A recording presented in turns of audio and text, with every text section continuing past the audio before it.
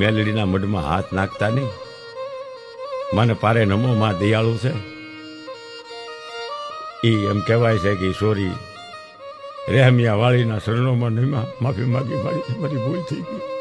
અમારા બાળ બચ્ચા રખડી જાય.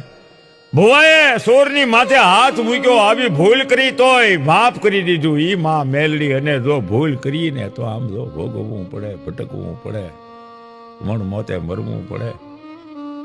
પણ અહીંયા માએ વસતા ભવાની લાજ રાખી દીધી. પછી આ પાંચેય સોરે નક્કી કરી લીધું. હું અત્યારનો સમય કાંઈક જુદો છે, હું એની જાતિનું નામ નહીં બોલું, પણ વાત સત્ય છે, હકીકત છે.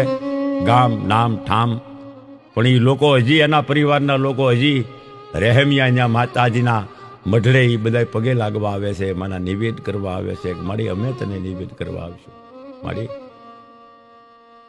અમારા પરિવારને લઈને આવશું, અમને માફ કરી દે. આજે હજી એ લોકો નિવેદ કરવા આવે છે. આવી આ માં છે, માં મેલી. મેલી તો સૌ કોઈ કહે, આ માં મેલી નહીં તલવાર. પણ જેના કોળમાં પૂંજાય મેલડી, એના દુઃખ દાળી દરમિયાન જાય. એને કોઈ જીવનમાં દુઃખ રહે નહીં ભાઈ, એવી માં મેલડી છે. અને ભગવતીના ગુણ તો અથાગ છે.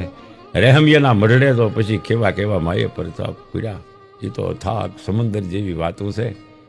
પણ માં ભગવતી રહેમિયા વાળી મેલડી અત્યારે જ્યાં માં હાજરા હજુર પૂજાય છે, અત્યારે હાલમાં અત્યારે હો જાજો કોકદી માના દર્શન કરજો.